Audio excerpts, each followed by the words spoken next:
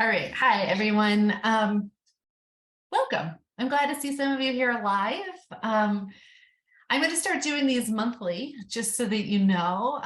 So I was just mentioning to a patient, a lot of times when we're in our individual appointments, we get really focused on troubleshooting your specific concern. And sometimes we don't get the chance to take a step back and really cover some of these fundamental concepts that really impact health and wellness. So these monthly workshops are just going to be an opportunity for us to cover some of that information and make sure that you've got the tools that you need to keep succeeding. So since it is the middle of the holidays, this time we're going to talk about surviving the holidays without the guilt, shame, regret, loss of progress that's so common because people tend to deviate from their dietary plans. There's a lot of travel involved. Sometimes there's stress because of family. And I did send an email out to everyone really asking, like, what are the specifics? Where do you get hung up? And the overwhelming response was, how do I get back on track when things haven't been going well? And secondarily, what do I do about all of the stress? So that's where we're going to spend the majority of our time today. Before we dive into the content, just kind of want to get us grounded in 3 reasons why this content might be important. So, of course, most of us have goals, and waiting a month before we really engage with our goals can be frustrating. So this is going to be a great thing to think about if you don't want to wait a month before you make progress.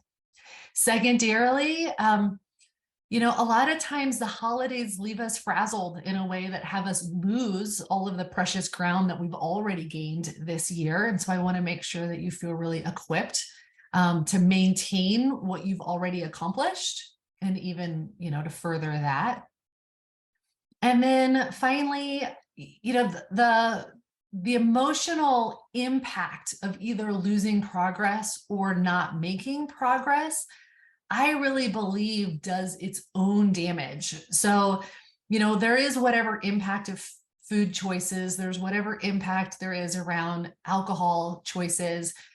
But I think the most important thing is to look at the emotional toll of frustration, the emotional toll of defeat. And that's really the place that I think, today's information will have the biggest impact.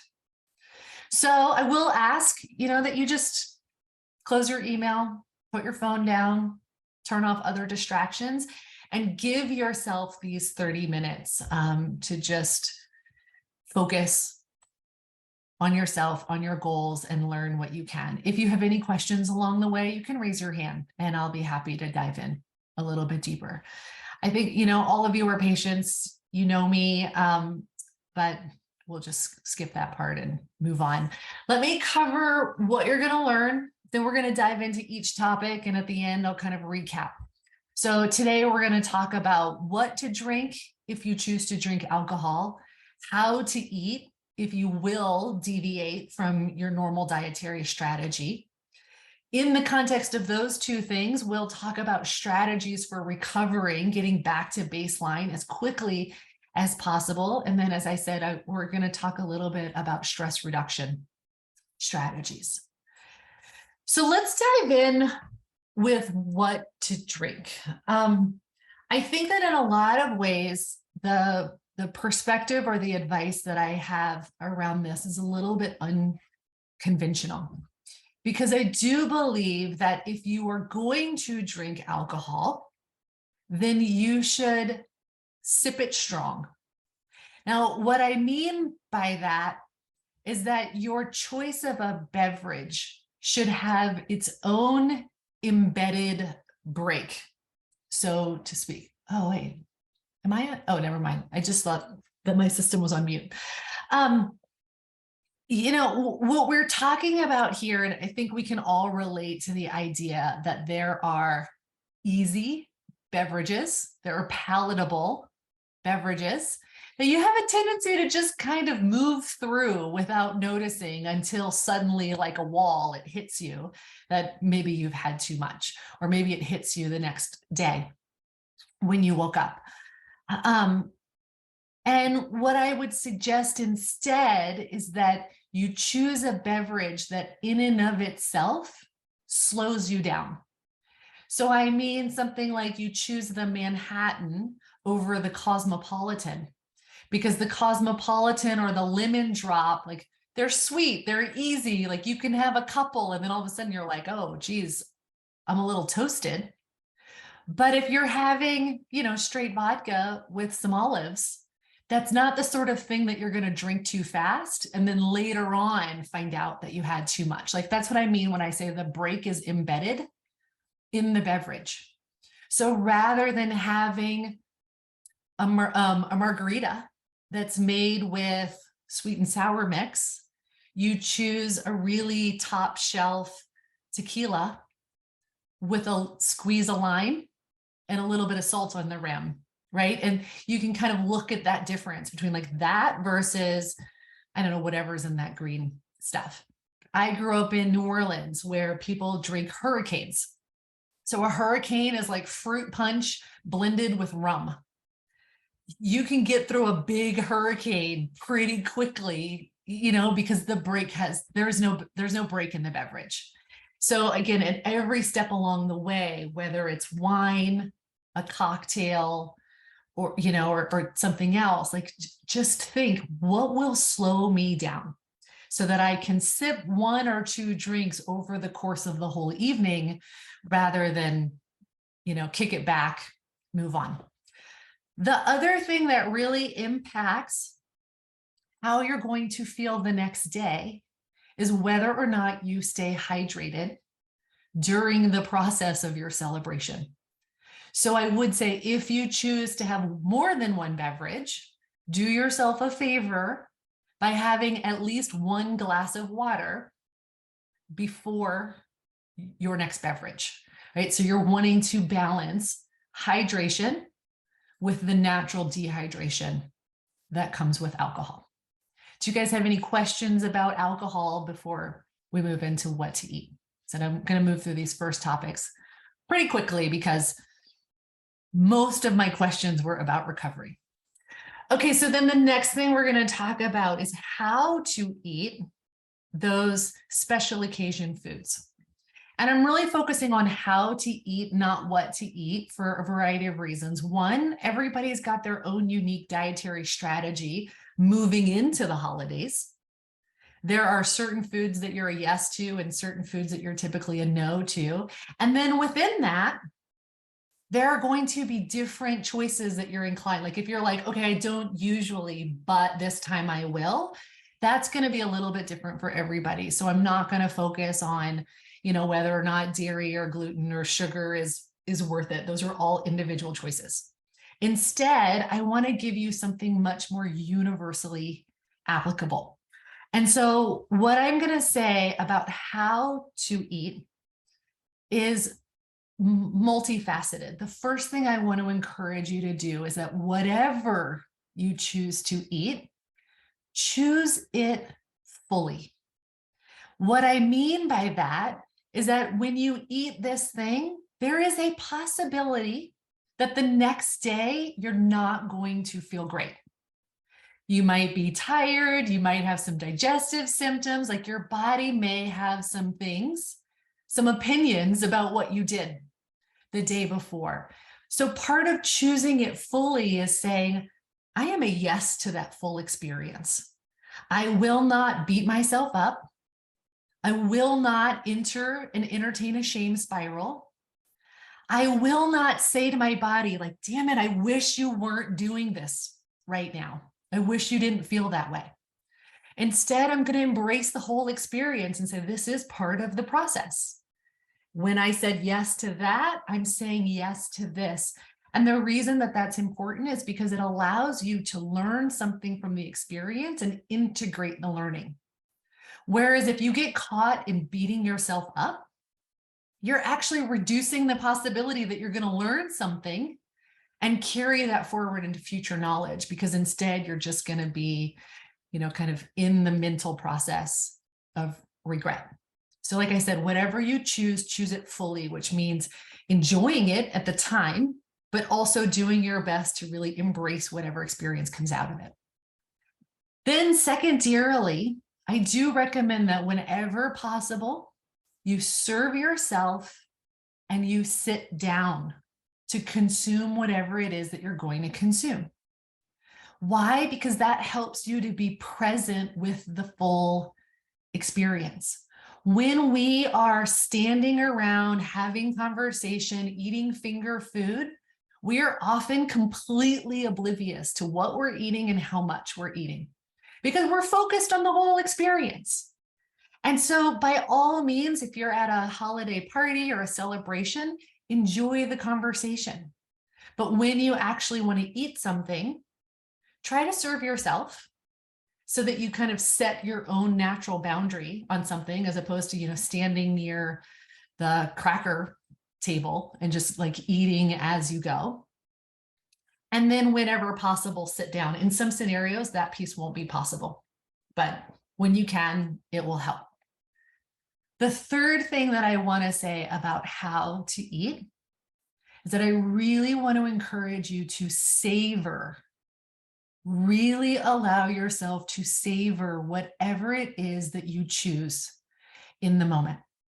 So if you're typically dairy-free, but you're like, I know that I'm going to have the cheesecake or the cheese spread, then as you're eating it, slow down, look at it, like take it in, smell it, take a bite, appreciate all of the flavors, and then consume it. It's kind of like choosing all of it. It's very related to this. But what that allows you to do is to fill your emotional body with the experience before you fill your physical body with the experience. And the reason that that helps is because a lot of times, particularly when we're eating foods that, some part of us has determined is bad, we tend to rush through them. It's sort of like, oh, well, if I eat it really quickly before anybody notices, then maybe it doesn't count, right? That's kind of the more habitual way of relating to food. And if instead you take the time to really slow down and savor it, you may find that one bite or two bites completes the whole experience, that there's no need to keep going until it's done, because you've allowed yourself to taste it fully, appreciate it fully, be with it fully. And then after one or two bites, you're complete with the experience. You're ready to move on, all of which will sort of reduce whatever inflammatory impact that the deviation has from your typical plan. It also lowers the stress involved.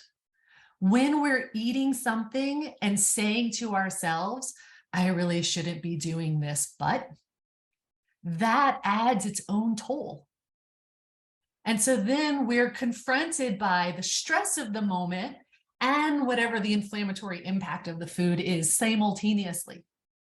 So do yourself a favor, be a full yes to it, enjoy every bite, pay attention to every bite, and then at the end, be complete with the experience.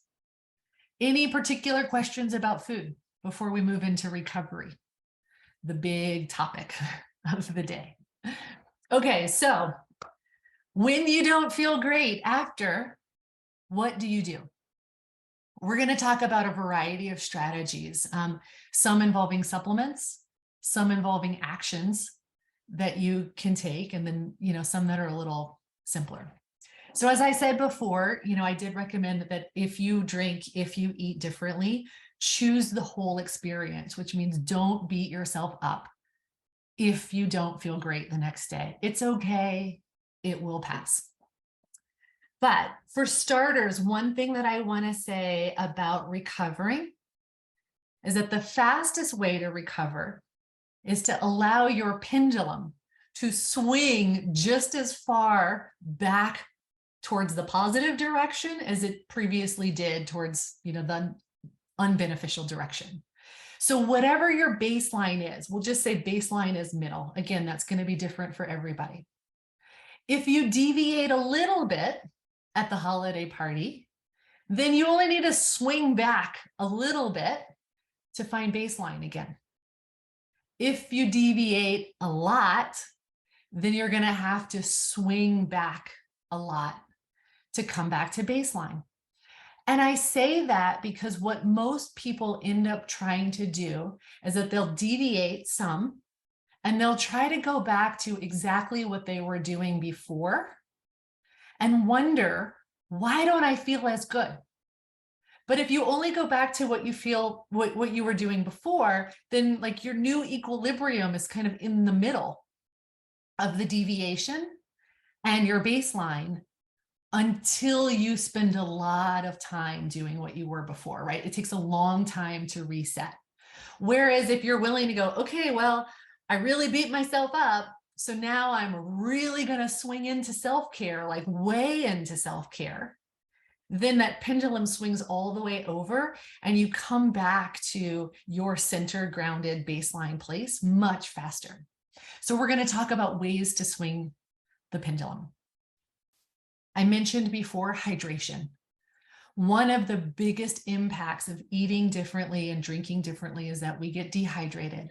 So a lot of the symptoms, the moodiness, the headaches, some of the achiness and the grogginess can simply be addressed by making sure that you get adequate amounts of water.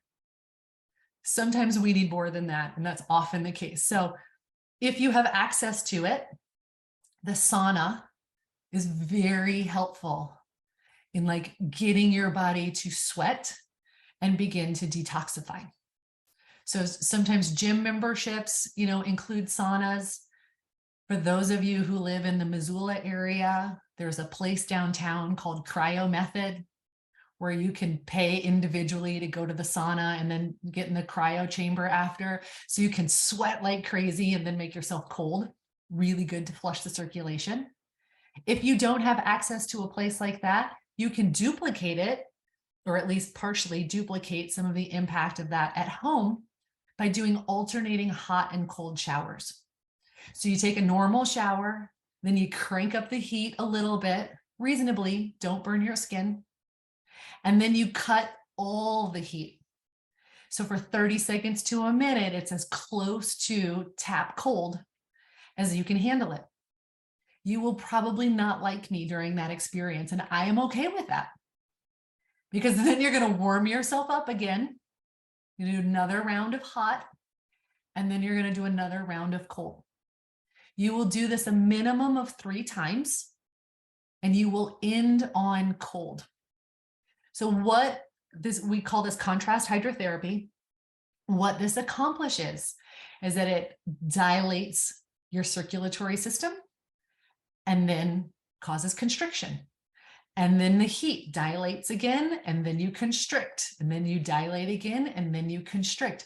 So you're literally pumping blood through your body, which helps to oxygenate tissue, bring nutrients into cells that are struggling, and remove waste products from cells that have some waste to remove.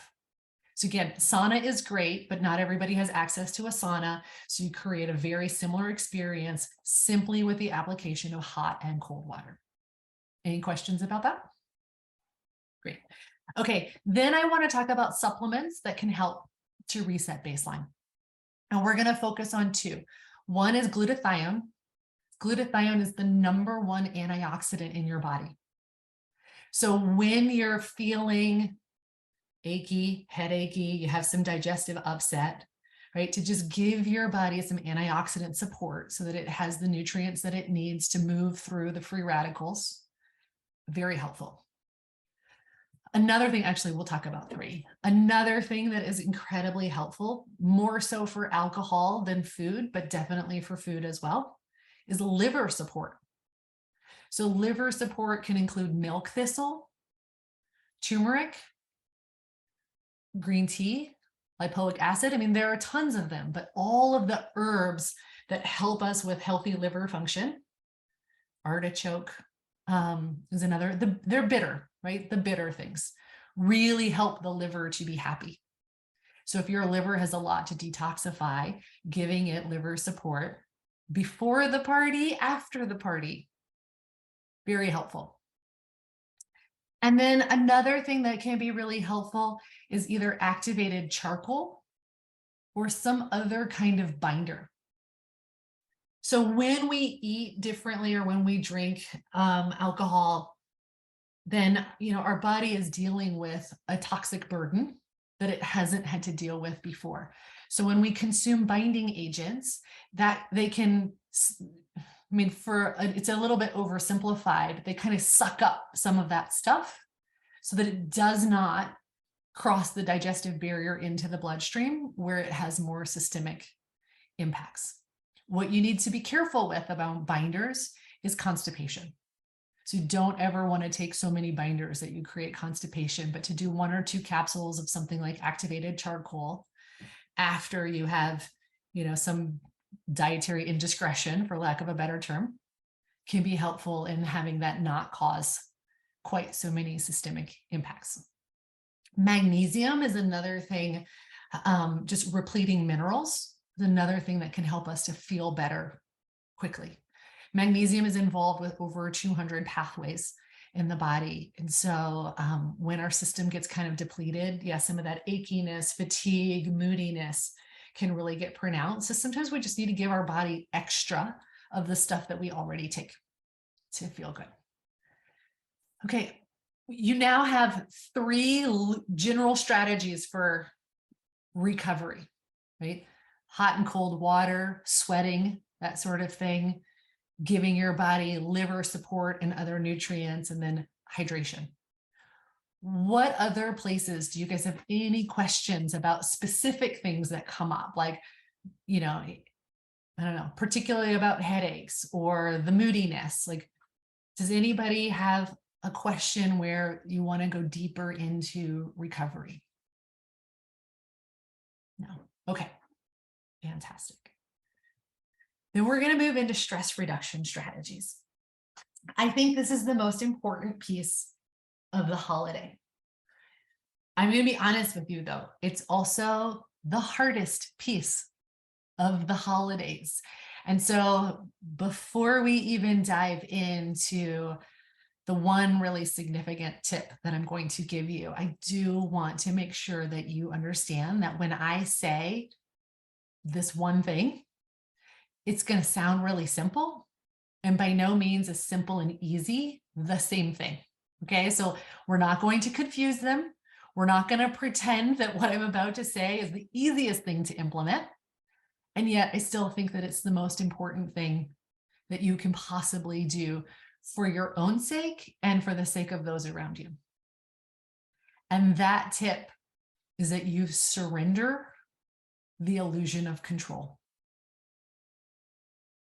So most of the time, the thing that stresses us out is the belief that things need to be a particular way so that we feel okay. And when we believe that, we start trying to manage all the things, which is both stressful for us and wildly unpleasant for the people around us. And the more we can self-authorize our well-being, the less we need to stress about what other people are doing and not doing. Actually, there's someone here today that shared something earlier in the week that was just such a great example of this. But we were talking about Thanksgiving, right? And so you know who you are. You said to me, like, that was the best Thanksgiving that I've had since getting married. Why? Because I didn't worry about, who sat together and who sat separately, who mingled and who didn't.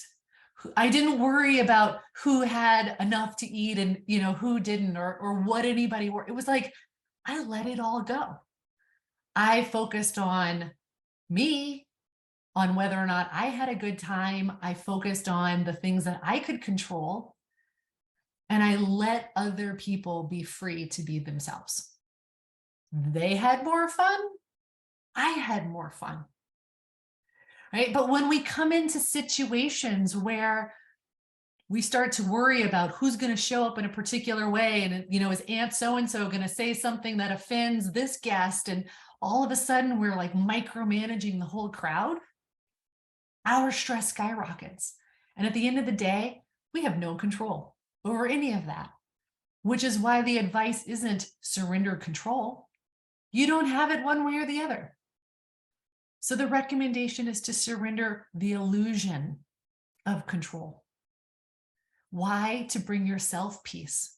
But again, there's another thing that's really important. And it has to do with the experience of being loved.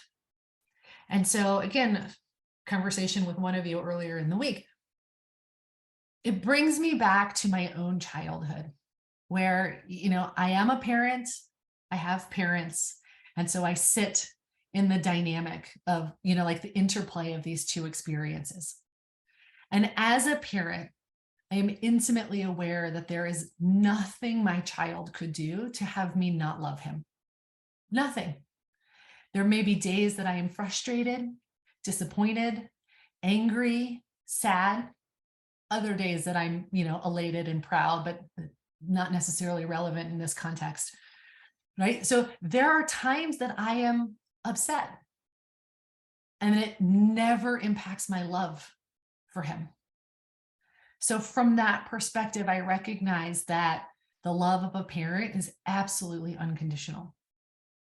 And I remember being a kid, and when my parents were frustrated or angry or disappointed with me, they may have loved me, because I see now that like parents don't stop loving even in the midst of frustration.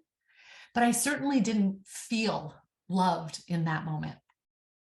And the reason that this is relevant when it comes to this idea of control is because the people around us that we love dearly are unlikely to experience and feel loved by us if the message from us, either out loud or subtly, is that they need to be a certain way in order for us to be okay. So when I'm stressed because you didn't XYZ, you're probably not in touch with how much I love you, no matter how much that is. And so if we want the people that we actually love, who we're ideally surrounded with during the holidays, to feel the love that we already feel for them, the way that we gift that to them is by relinquishing the illusion of control, by surrendering, by not needing them to show up a particular way, by not being concerned about whether or not they're on time and who brings what. It, like all of these little things that we tend to kind of freak out about. We get to let it go. We get to take some deep breaths, and we get to be fully present with the people in our lives, enjoying the simplicity of that experience. Now, granted, there's holiday stuff that's unavoidable. If you're traveling, you may have flight delays, you may have weather. Like there are other things other than people that stress us out sometimes. And with all of it, we surrender the illusion of control. Worrying about the weather has never in the history of mankind changed the weather. Worrying about whether or not the flight is going to take off on time has never changed the departure schedule at the airport. So just starting to recognize that if my worry is not influencing the thing that I'm worrying about, I can give it up for a little while and come back to the present moment and just be with what is. Like I said, this is not necessarily easy work, but if you can take it on, I assure you it will transform your experience of being with other people during these gatherings that most of us would never give up for the world, even though historically they have stressed us out. to no end. So we want to change that. Instead, I want to have the holiday experience be something that you absolutely delight in. Whatever you eat, whatever you drink, whatever the impact is, allowing this period of time to truly be a celebration of yourself, your family, your life, by being with it all. No beating yourself up, no regret. Choose it fully. And then a little bonus tip. You got to get enough sleep. No matter what's going on, you want your body to feel as good as it can feel, no matter what you ate, no matter what you drank, no matter what Aunt Sally said. You've got to prioritize sleep wherever possible. When we don't get enough sleep, of course, our energy won't be great, but the less obvious impacts are that our willpower is depleted. So we're more likely to eat indiscriminately.